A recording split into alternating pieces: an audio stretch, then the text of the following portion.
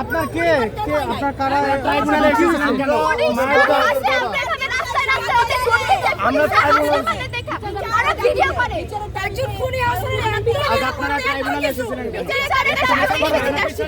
আচ্ছা, আপনাদের হাতে ছবি দেখছি, তাদের সঙ্গে কি হয়েছে?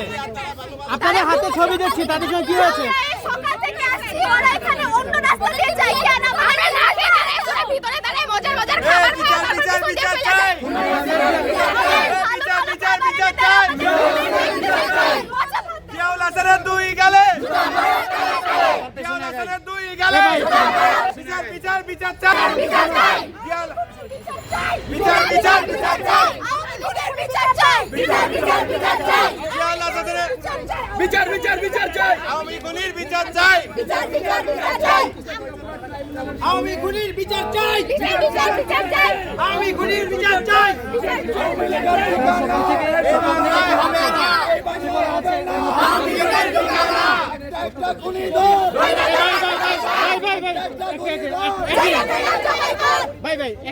একজন করে বলেন, আপনার হাতে যে ছবিটি আছে, এই ছবিটির সাথে ছবি আমার কি হয় এবং আপনাদের পরিবারের সঙ্গে কি হয়েছে?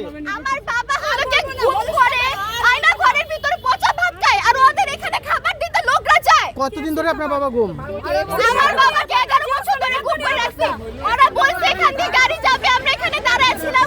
15 ঘন্টা রাস্তা দিয়ে গেছে কেন? আমরা ওদেরকে আমাদের ভয় পাই ওরা চোর। আমরা কি কোনো লাঠি দিয়ে দাঁড়াইছি? চোরের মতো পালাইছে ওরা কিছু দিয়া। বলেন তো কি হইছে? আপনার পরিবারের সাথে কি হয়েছে বলেন তো একটু। আপনাদের পরিবারের সাথে আমার পরিবারের একজনকে গুম করছে। আমরা সকাল থেকে না খাই এখানে রাস্তায় দাঁড়ায় আছি আর ওই উল্টা রাস্তা দিয়ে যায় চোরের মতো। কি চান আপনারা এখন? তাদের জন্য আপনারা কেন অপেক্ষা করছিলেন?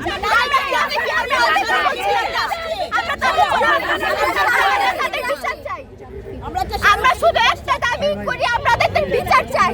আমরা এটার বিচার চাই, আমাদের এটার বিচার চাই।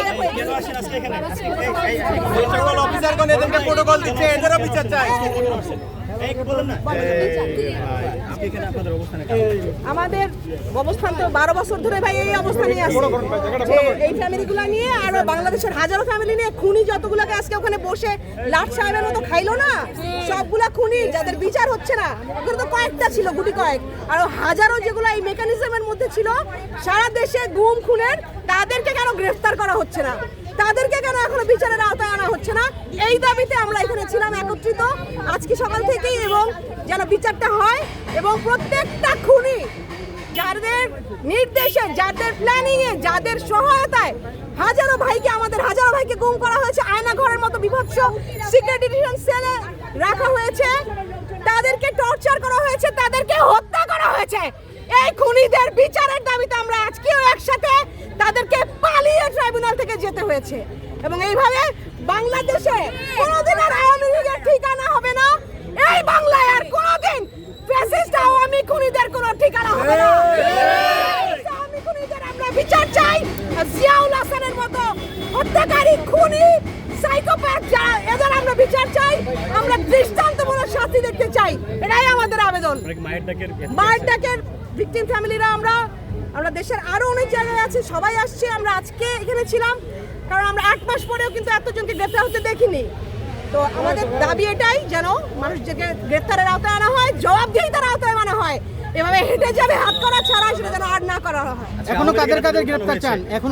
গ্রেফতার চান? বিভিন্ন সামরিক বাহিনীর যারা গুম খুনের পেছনে ছিলেন, অভিযোগ